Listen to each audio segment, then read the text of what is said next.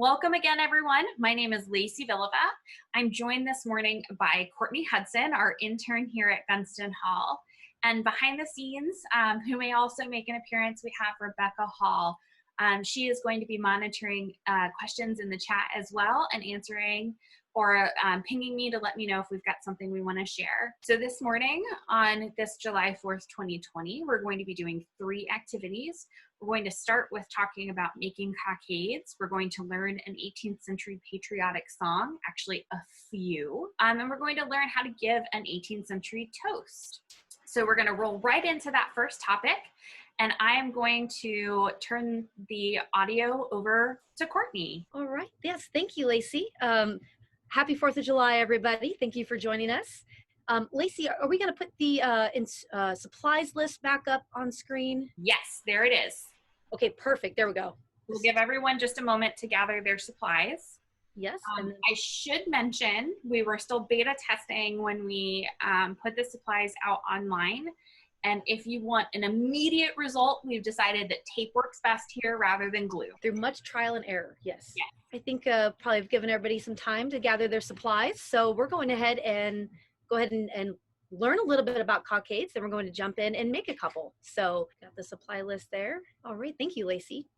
So just a quick background on cockades. They were a predominantly ornamental thing that people would wear, usually made out of ribbons or maybe out of strips of fabric. And they could be worn anywhere. People usually pinned them to their lapels or put them on their hats. It wasn't really a hard or fast rule of how to wear these cockades. They were worn by people of all ages and all statuses. And sometimes, even though they were predominantly ornamental, they could also be used to associate with identity. So if you wanted to show support for a political party or maybe participation in a military unit, you could adapt the cockade for that. Now, specifically for the 4th of July and the Revolutionary War, this comes up because these are items that the Revolutionary War soldiers would wear. And even though we were fighting the British, the Revolutionary War soldiers still used the traditional British color, which was black. That is, of course, until the French joined the war and we formed an alliance. And the traditional French color was actually white. So to represent that friendship, that alliance, the American soldiers incorporated white into their black cockades. And then we'll see the French soldiers doing that as well, incorporating black into their white cockades. And this image you see right here on the left on your screen, that is a kind of example of one of those. I believe it was called a national cockade.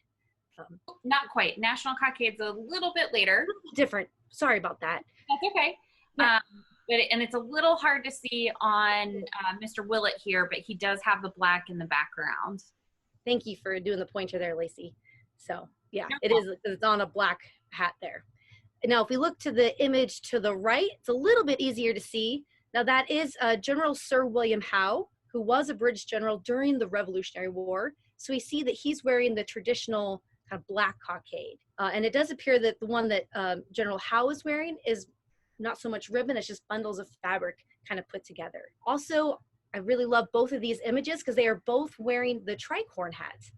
So it has just kind of a perfect little spot to pin those cockades to. It almost looks like they're meant to be there. But Lacey, if we'll go to the next slide, we can see that there are other ways to wear the cockades. So the gentleman on the left also has pinned his to the hat. He does not have a tricorn hat, so he's decided to put his in the middle there. Ooh, that's a sneak peek. There you go. And then the image to the right, that is a child with a cockade off to the side. And Lacey, again, jump in if you have anything to say, but I understand that having a cockade to the side means that was a boy, whereas the girls would usually wear bundles of ribbon kind of loosely tied on top of their heads. That's right. Yeah, that's something I learned recently, but I have noticed some of that in some of the paintings and portraits that I've been looking at since, and I picked this one. Although the resolution isn't fantastic, it's one of the few I've seen where we can really identify the cockade on the side of the hat rather than bunched up at the top of the cap. Yeah, it was a great find, that picture. All right. And then I think we saw a little sneak peek already, but there we go. this is very exciting. These are two surviving cockades from the 18th century. These are from the Family Museum in London. And the Family Museum, it's a museum, well, in the 18th century, it was a hospital and an orphanage. And I understand these cockades were used to identify baby boys that were left at the hospital. And of course, technology is so fun. So one of the so these babies are getting dropped off. Probably their mothers, were poor or destitute. So some of the fabrics are not, maybe the fanciest quality that you can see. However, we do have an example on the right. And Lacey, I believe that is actual silver thread that has been incorporated to the cockade. Yeah, silver thread was really, really common in clothing of the upper levels of society in the 18th century. Here in Virginia, we would call them the gentry. In Britain, they would be the landed gentry, the nobility. They're the ones who would have access to this kind of fabric on a regular basis. But there's a thriving secondhand market in 18th century London, which would have provided some of this to the lower classes of society as well. Yeah, very cool. And one more thing I like to point out on these is you can see these straight pins. It's very clear in the one on the left, and then I believe there is one of the silver thread there. Yeah. Very cool. Now I believe on the next slide, here we go, we have an advertisement. This is an advertisement for a enslaved man, a runaway enslaved man named Crispin. And we can see in his description, he is described as sometimes wearing a national cockade. So we're using that correctly this time. Mm-hmm. The national cockade. You can see, again, that's kind of that French influence, and we can see that if you read the description, he speaks French, Crispin. He wears French fashion, and looks like he may have been brought to the States by a Frenchman. So, we've been talking about cockades in this decorative sense, but again, they could be used to show identification. And this could have been a way for Crispin to recognize his own freedom, as a way to say, I am free. And this is a really interesting phenomenon that's going on in the very late 18th century. The national cockade is mentioned in a few other places as well, but it derives from a style of cockade worn by the French post-French Revolution. And something that I recently thought about as well is perhaps Crispin came from the Caribbean originally. So he, if you can see down in the bottom of the ad, he's perhaps seeking passage to San Domingo, which was an island in the Caribbean. And in the 1790s, the Caribbean islands, Haiti is one of the most well-known, were experiencing slave revolts. These individuals were claiming independence for themselves, and they borrowed the idea from the French Revolution, took the national cockade as something that they could wear for themselves to indicate that they were seeking their personal independence. Very cool, very powerful. This is a great find as well. So I think we're going to make our own cockades now, if anybody has any questions about any of the images you saw, any of the information we gave you, again, please either drop questions in the chat or just raise your hand. We will get to you. But for the activity, we are going to do two different styles today. So for the first one, I'm going to just use plain old black paper because I'm going to replicate that kind of traditional British cockade. And for the second method, I'm going to use a little bit more color, a little more 4th of July patriotic. So what we're going to do is we're going to cut a strip of paper. And so if you're like me, you'll just cut any strip. Cockades were generally kind of a little messy bundle, so it doesn't have to be perfect. If you would like to go a little more perfect, a good trick is to use your ruler. Now my ruler is a little bit short, but if you have a long ruler, you can actually just trace out the width of it. Yeah, Lacey, Sean, thank you so much. Here. Just trace out the width of that. I'm just gonna do the rest of mine here. And that gives you a really good, there we see a great example there of the line to cut out. And we'll cut out our strip. All right, so I have my nice little strip. And what we're going to do, the end result, get my thumb stuck in my scissors. So we're going to make a little accordion. So if you want, you can just free form by folding the paper back and forth. Or once again, we can use the ruler, and we can use the ruler to make exact folds. So we'll fold one way and then fold it back over and do the other way. Right, does that make sense? So we'll just keep folding this down. You might be able to tell from my folds, I'm a free former. Yes. I'm a free cutter, but if I try to fold it myself, it'll end up. It's going to be a little wonky. Yeah, it ends up wonky even using the ruler, so. That happens.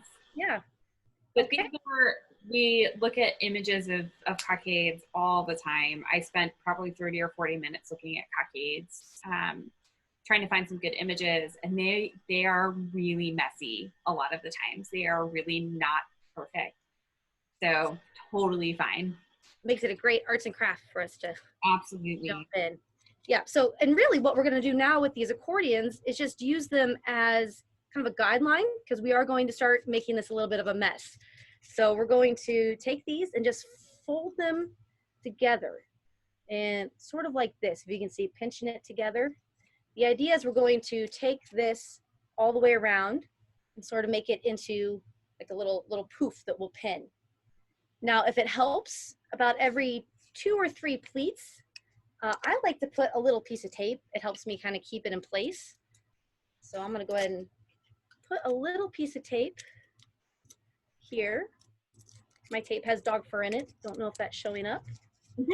Then we'll just continue all the way around, kind of folding it in. There we go. And then we'll end up with our little poofs. Well, mine's gonna be real messy today. In true form, right? True form, absolutely. And then I'm gonna take my last piece of tape here and just go ahead and tape off the back of it. Hopefully it'll stay in place. Voila. How's everybody going? We good? And then I have a pen. Of course, mine is not a traditional 18th century pen. We did see examples of those in those pictures from the Family Museum. But I'm gonna take my modern pen and I'm gonna go ahead and pin my cockade to my shirt. There we go. And if anybody feels comfortable, I'll leave a minute if you would like to share your video, your pictures, or maybe drop in the chat how your experience with making this first style. I see Lacey has one. You went in myself, and it's not going well today. There we go. There we go. Okay. I got a little free form with mine, and I'm in the process of pinning 2 different colors together. Yeah, you can absolutely do that as well, as we saw with, I'm not exactly sure what his rank is, but Mr. Willett, the American gentleman. Oh, I see that one back there. That's awesome. It's messy. That's perfect. Yep, that's exactly what's supposed to happen. Thank you for sharing. Great. Okay, well, it looks like, oh, yes, Rebecca, wonderful. Yeah, and you colored yours too. You may have seen in the instruction list, the supplies list, feel free to color, glitter, sticker. This is your cockade showing your pride in your country. So you can make it look like whatever you want. Yes, which actually, Lisa, that's a good segue into our second method. I'm gonna go a little more artsy with the second one. Now, what we're going to do is take a new sheet of paper, and again, you can either free form. We're going to cut out a circle, so you can do that. I always have my water glass, so I'm just going to trace the bottom of my water cup so that I can get a nice circle. Let me take my iced tea mug is a little damp. Oh, okay. It's a great circle today. You may have to go free form. All right. So I have my circle traced out, and I'm going to cut it out. Now with this, especially depending on how large your circle is, we'll be cutting additional strips to kind of go around the outside, strips of paper. So you might need, as opposed to the first design, you might need 2 or 3 strips, just as an FYI. Absolutely. Yeah. And this cockade that we're making now is a little more like that national cockade that we were talking about, inspired by the French Revolution. Yeah, so the kind that Crispin was probably wearing. Exactly.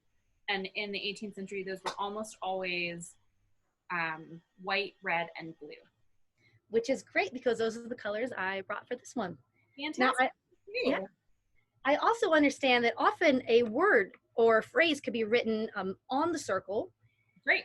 So I know there's traditional ones, but this is the 4th of July. So I think I'm going to write the Happy 4th of July on mine. And Lacey, there was a traditional, there was a saying the French would use, right? In the French Revolution. That's right. Liberté, fraternité, and égalité.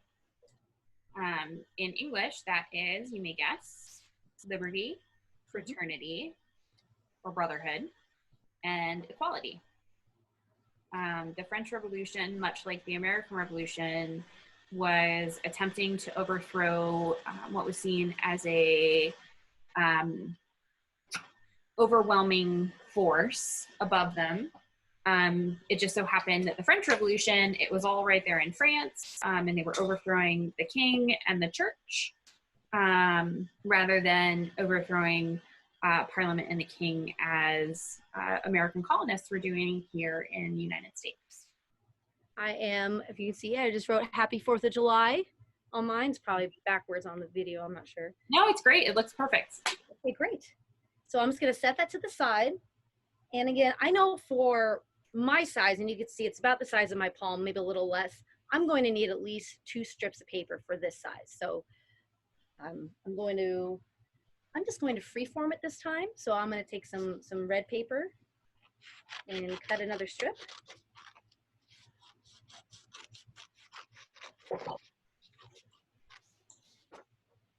And then I already cut all my blue paper up. So I have my 2 strips. And we're going to start. So I have my writing on the front. I'm going to start on the back with my new strip of paper. And I find it easier, again, to start by taping it so it's secure, so it'll stay in place there. And then, again, we're just going to kind of pleat this around, just kind of similar to how we did with the first one, right? So it'll look like this, but a little more free form without that accordion fold. But again, this is what cockades were, just bundles of ribbon, strips of fabric. And again, for this, especially this one, about every 2 to 3 pleats, if you want to stop, place a little strip of tape and keeps it in place. And I'm just going to keep going on around.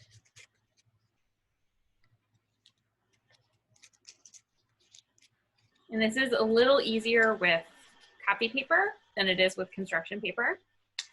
But the construction paper obviously gives that nice pop of instant color. Which makes it very festive. Absolutely. So you can see my first strip only made it about halfway around. So I'm going to go ahead and take my second strip and I'm going to repeat the process. Just tape it on there and then start bunching it up. I think I may do a double layer on mine. Once I get my blue all the way around my center, I think I might do a ring of red and I'll just tape the red to the back of the blue. That sounds really cool. Yeah.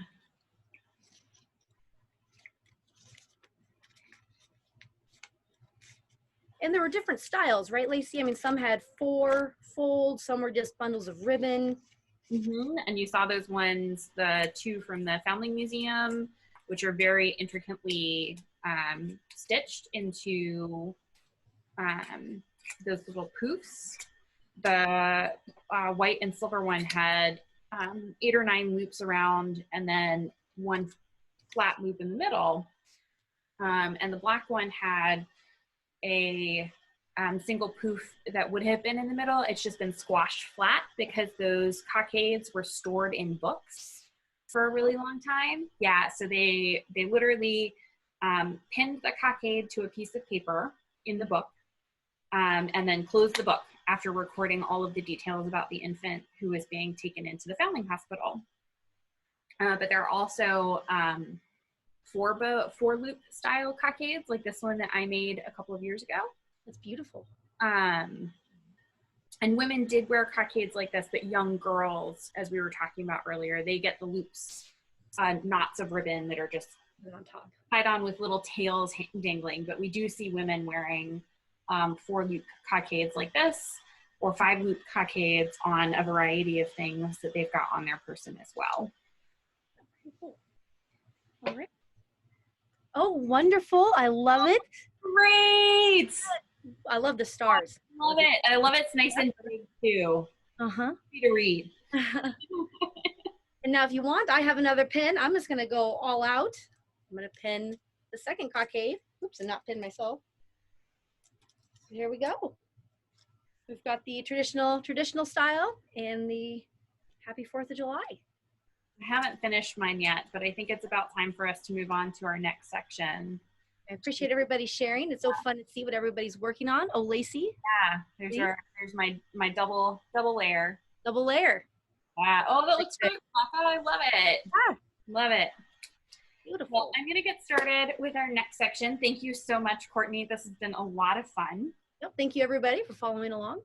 So I'm going to get my screen share started up here in just a second, because as you may remember from earlier, our next section is looking at some 18th century songs. So if you want to follow along with us there, this is the section of supplies you want. You can download the song lyrics if you like from the website. I won't be able to show all of them on screen because some of them are really long. And Rebecca, if you could pop that link into the chat so that everybody can just click on it if they wish. Give everyone a second to get themselves set for this. All right, so let's get started. So we're going to look in greater detail at 3 songs from the 18th and early 19th century. But I want to get started thinking about patriotic songs, looking at one that got really popular in the 1760s. So songs, as you are probably all really familiar with, are ways to share emotion, to share thoughts. And this one that I just popped up on screen is called the Liberty Song. It was by a gentleman named John Dickinson. Mr. Dickinson was a lawyer in Boston. And he wrote this in 1768, following some of the tea taxes that got laid out on American colonists, particularly in Boston. The Bostonians were very vocal about their distaste for the tea tax and their declarations of liberty.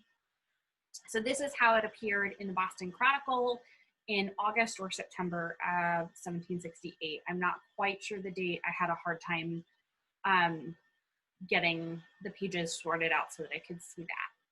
But I do also have the lyrics laid out. What's really fascinating about this song is that it is a recreation of a song that existed earlier. So on the right-hand side of the screen, you see the song Heart of Oak by David Garrick, who was actually an actor in the 18th century, and it was set to an older tune. When I started looking at the Liberty Song and reading the content, particularly in the chorus, I remembered having heard this little snippet of it.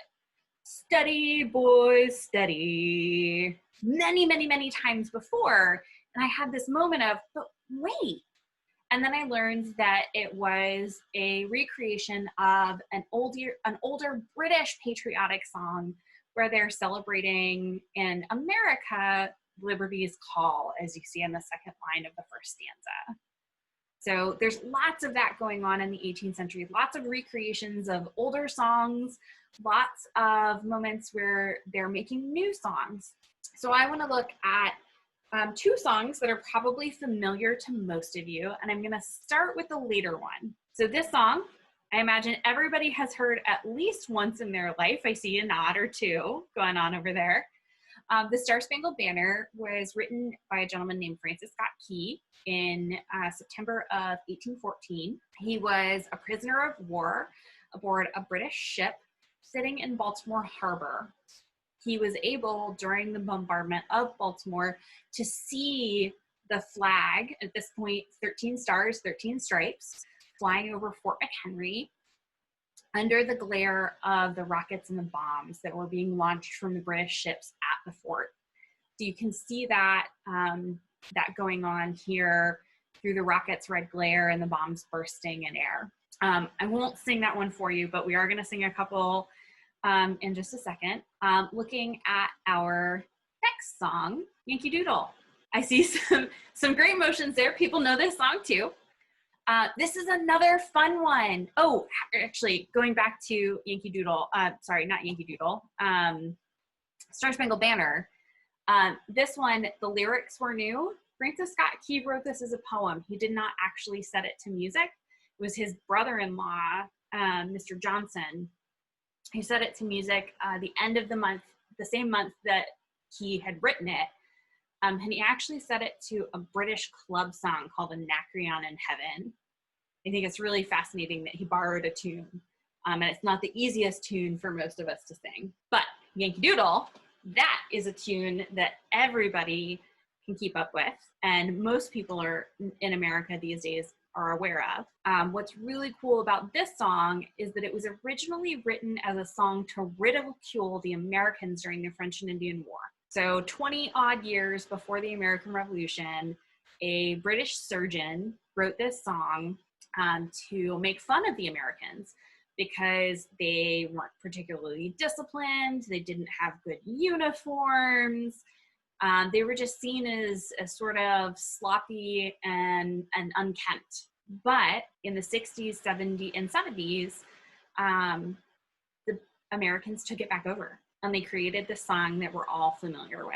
Yankee Doodle went to town riding on a pony, stuck a feather in his hat and called it macaroni. Yankee Doodle, keep it up, Yankee Doodle dandy, mind the music and the step, and with the girls be handy. So we all recognize that song today. We all think of that as a particularly patriotic song, but at its start, it wasn't. And I think that's really, really fun. There purportedly are as many as 99 verses to Yankee Doodle. I haven't given you quite that many. I've given you a few here on screen and I think a few more in the download. So go ahead, feel free to share that with as many people as you would like. The last song that I want to take a look at today, we're going to spend a little bit more time on. So this song, The Rich Lady Over the Sea, is one of my favorite patriotic songs of the 1770s. So I'm going to let you go ahead and read through the 3 stanzas that I have on the screen. If you have the download, go ahead and continue to read through the other ones. This one is a lot longer, so it takes a little while to read through. But go ahead, take a moment, read through it, and then type in the chat or raise your hand and tell us, what do you think this one's about? Anybody have any guesses? Rebecca, Courtney, I'm going to put you on the spot. Yeah, it's about Great Britain. Rich Lady is an R-I-T, I'm not sure what that one means. An R-I-T-Tania. I might have to have that one explained, but that's okay. Britannia, yes, absolutely. The island queen, the rich lady, is Britannia. Yeah, any guesses then about her daughter? Who's her daughter? Yeah, absolutely. It is the American colonies. So we've got this island queen, this rich lady over the sea. She's got her pockets filled with gold. She's got taxes. She's got money. And yet here she is asking her daughter to pay her even more taxes. So the song goes on. She continues to require and request taxes from her daughter. And her daughter says, forget it. And if you've downloaded the full song lyrics, or even if you haven't, if you want to take a guess as to what she does with the tea, you might remember something that happened in 1773 in Boston. She dumps it, absolutely. It goes right into Boston Harbor. So this one has a set of lyrics. I haven't been able to find song notations for it to be able to share with everyone. But this one is really fun. I love this song, and some of my coworkers have probably heard me humming it in the hallways after I learned this song. But this is what it sounds like. There was a rich lady lived over the sea, and she was an island queen. Her daughter lived off in the new country with an ocean of water between. With an ocean of water between, an ocean of water between. The old lady's pockets were filled with gold, yet never contented was she. She ordered her daughter to pay her a tax of threepence a pound on the tea. Of threepence a pound on the tea, of threepence a pound on the tea. Oh, mother, dear mother, the daughter replied, I'll not do the thing that you ask. I'm willing to pay a fair price on the tea, but never a threepenny tax. But never a threepenny tax, but never a threepenny tax. You shall, cried the mother, and reddened with rage, for you're my own daughter, you see. And it's only proper that daughter should pay her mother's a tax on the tea. Her mother's a tax on the tea. Her mother's a tax on the tea. She ordered her servant to come up to her and wrap up a package of tea. And eager for threepence a pound she put in, enough for a large family. Enough for a large family. Enough for a large family. The tea was conveyed to her daughter's own door, oh, down by the ocean side. But the bouncing girl poured out every pound on the dark and the boiling tide. On the dark and the boiling tide, the dark and the boiling tide. And then she called out to the island queen, oh, mother, dear mother, called she. Your tea you may have when 'tis steeped enough, but never a tax from me. But never a tax from me, but never a tax from me. Oh, thank you. Thanks, Rebecca. Thanks, Courtney. So you can see why this might be one of my favorite songs. It's a really fascinating. It really gets into the Boston Tea Party. Got a nice catchy tune, a little challenging, but nice catchy tune. And songs like this went viral in the sense of the 18th century. They got shared everywhere. We know that songs like this were published in newspapers, in broadsheets, what we would essentially think of as flyers today, and they got shared everywhere. They got all up and down the colonies. So think of these songs as, oh, I don't know, Courtney, Rebecca, give me a popular song today. Gosh, right now I'm not sure about a song, but I'm thinking about the entire Hamilton soundtrack with it. Yep, you got it. Exactly. And it's the app, yeah. Everybody knows about Hamilton. Maybe they haven't heard it, but they know that it exists. And that's the same concept with a lot of these songs in the 18th century. Anybody have any thoughts or questions about any of that before we head on to our next activity? All right. If you have thoughts or questions later, feel free to drop them in the chat or raise your hand. Remember, you can do that by hovering over your name in the participant list. But let's head on to our next activity. So this one, you may also want some content that we have previously prepared about giving toasts in the 18th century. We have laid out for you on the website a number of toasts that we know existed in the 18th century. George Mason, we're not entirely certain ever gave any toasts. A little bit of challenging history there. George Mason is described by his son as being abstemious. Great word that we don't use a whole lot anymore today. To be abstemious means to not drink a whole lot of alcohol or to not drink at all. So today we might call somebody who is abstemious a teetotaler. Right, I'm going to drop the supplies list off the screen.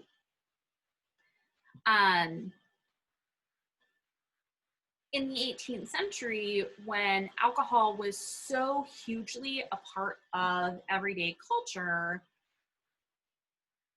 abstemiousness often meant not drinking to excess.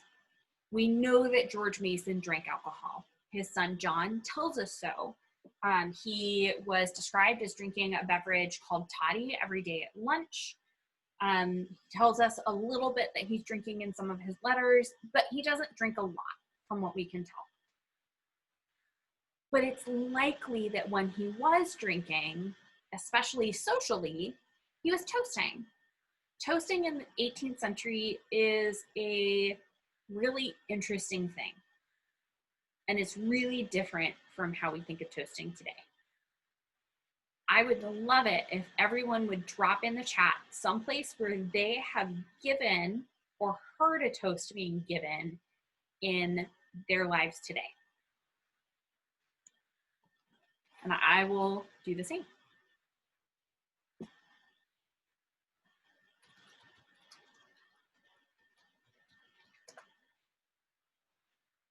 All right. Nearly everyone said wedding. And we've got one rehearsal dinner, which I imagine was probably also for a wedding. Yeah, I see you nodding there, Rebecca. So today, toasts are most commonly given at weddings, perhaps at a wake or at a funeral, although not nearly so often today as they were in history. Sometimes they're given to somebody who has done something really awesome. For example, think about maybe a work party where somebody has done something really revolutionary for your office. You might give 3 cheers. Oh, and I see CY in the chats at a retirement ceremony as well. And diplomatic dinners, absolutely. Those are all places where toasts take place, but those aren't every day. Those are special occasions. And toasts in the 18th century were often at special occasions, but they were also a really typical part of social drinking, particularly at the latter part of George Mason's lifetime. In George Mason's lifetime, toasting started in places called social clubs. You might remember for the Star-Spangled Banner, I mentioned that the tune comes from a song called Anacreon in Heaven. Anacreon in Heaven was the club song of the Anacreotic Club in London, Britain. That was probably something that was sung along with a lot of rowdy drinking. By the end of George Mason's lifetime, toasting had moved out of social clubs like the Anacreotic Club, like the Liberty Club in Pennsylvania, and into people's everyday drinking habits. They would be having dinner and they would offer a toast. We have some really awesome moments in time where big things in people's lives were happening that we have toasts recorded for. The ones that you see in the list that we offered for download, a lot of them are at the conclusion of the American Revolution, basically saying, "Huzzah, good job, guys, we did it!" But not all of them. There are some that we know were really common. When toasting happened in mixed company, it was seen as really good manners to offer a toast to every lady of the company. So that would go something like, pray charge your glasses, raise them, my compliments to Miss Rebecca Hall.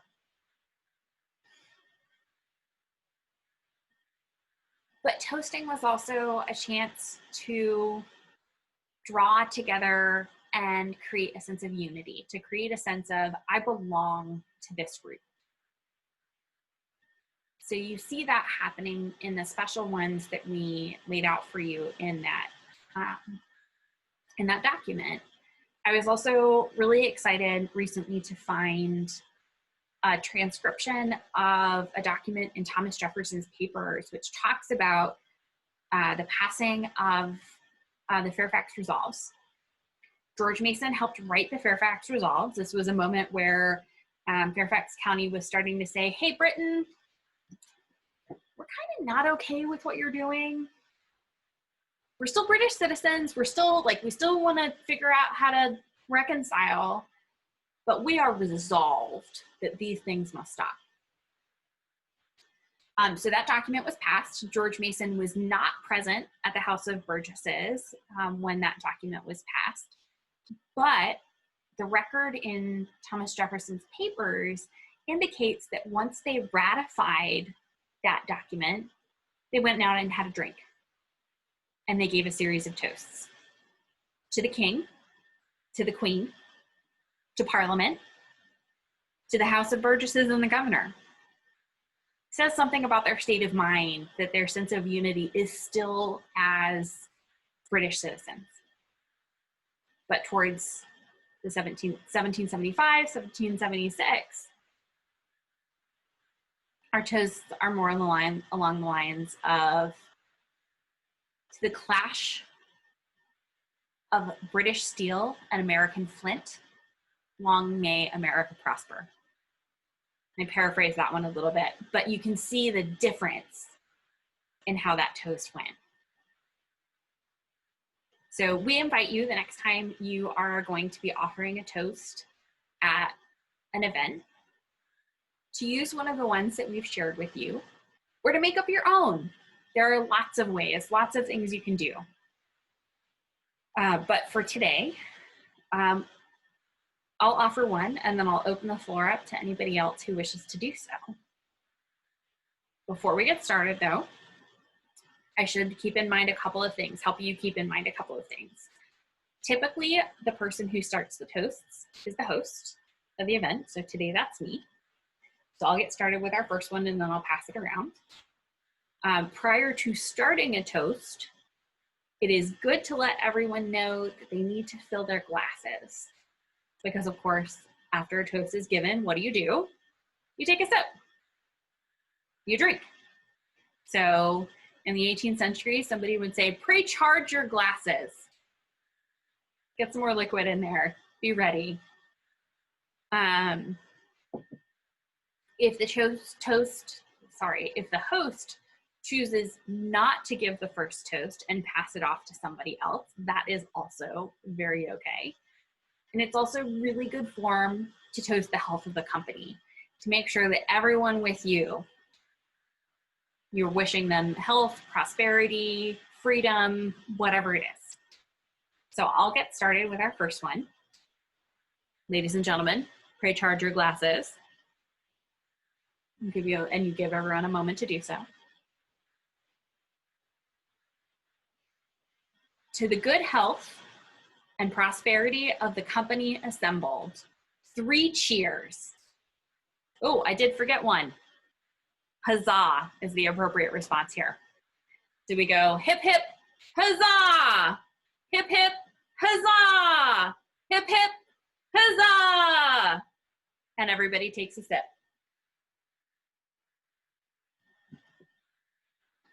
Is anyone else interested in offering a toast today?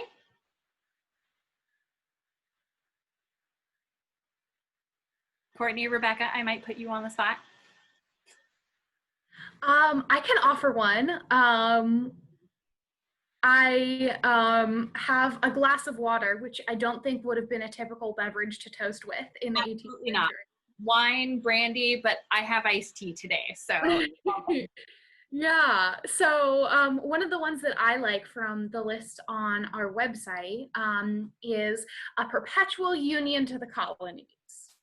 And then I assume after that you say hip hip huzzah? 3 cheers. 3 cheers. Hip hip Huzzah! Hip hip huzzah! Hip hip huzzah!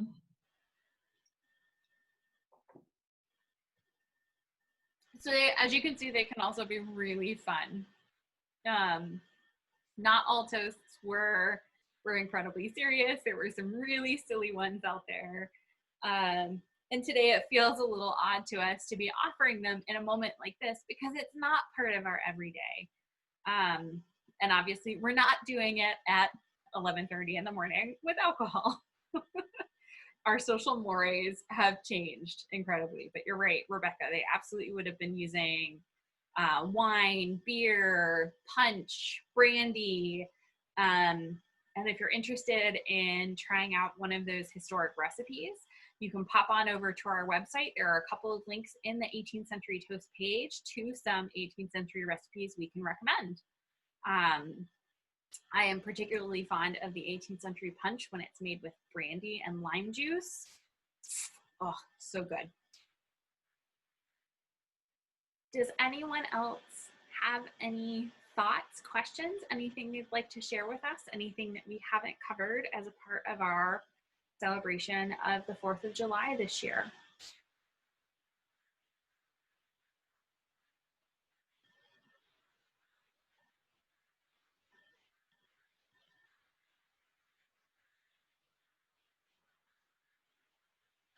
No worries.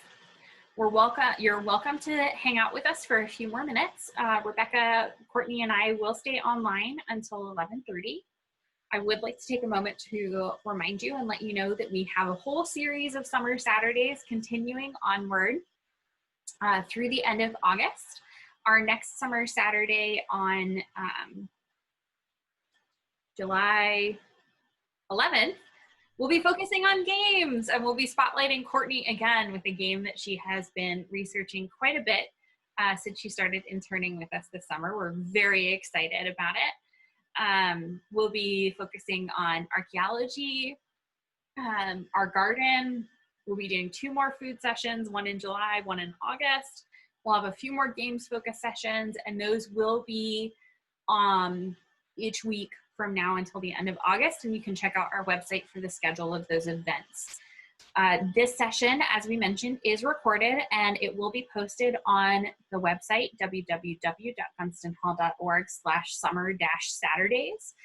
Within about a week or so, we'll get that live for you on the website.